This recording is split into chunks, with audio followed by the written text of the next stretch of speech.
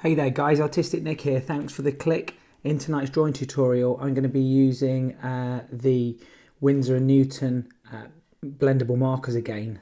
This is the third or fourth drawing that I've done of this, and I found a really interesting Spider-Man picture. It's from the Spider-Man Homecoming movie, so I thought I'd give this a go.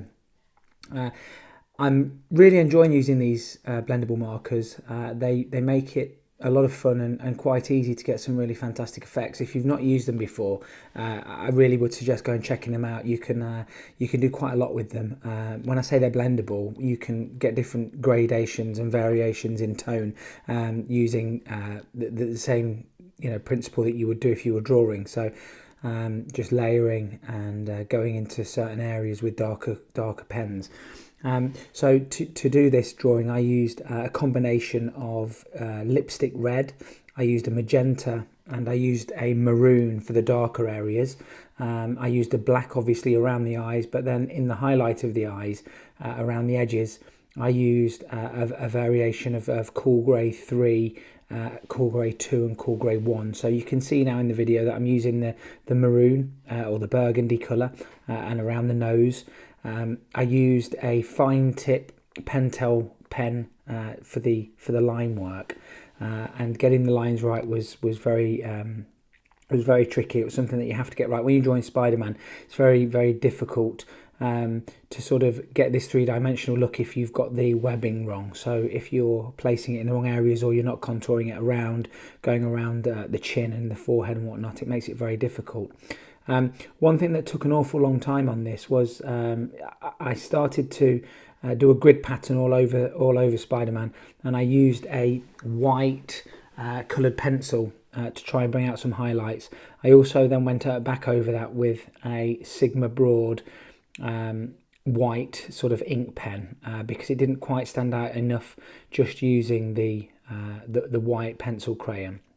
But again, you can see that it's really starting to take shape. This drawing probably took me about 5.5 hours in total, going from the sketch in the pencil to the line work, and then going into all of the coloured work. Really enjoyable to do. I hope you guys are liking it. You can see that I'm using the white Sigma Broad there, which is it's almost like a very light paint that almost goes on, so you can really make certain areas pop. Really enjoyed doing this. If you're interested in this type of video, any type of drawing tutorial, then don't forget to subscribe to the channel. It means an awful lot to me when you guys do subscribe, like, share, comment. It just sends signals out to YouTube saying, hey, this guy's making some content that people out there are enjoying and liking. It means an awful lot to me. This is something that I love doing. If there's something you'd like me to draw, a different series, then don't hesitate to let me know in the comments below. You can get hold of me on Facebook, Instagram and Twitter. All of the links to my social media are down in the descriptions, as are the links to all of the equipment that I use. Just finishing off now, I'm putting a black background in, which is just going to make the drawing pop and stand out. I'm using the same method with these alcohol-based markers. You can keep layering and make sure that you get a very nice finish to it. Almost at the end of the video, so thanks again for watching. I hope you guys have a great day. Don't forget to subscribe and hit the notifications button, and I'll see you shortly in the next video. Thanks for watching.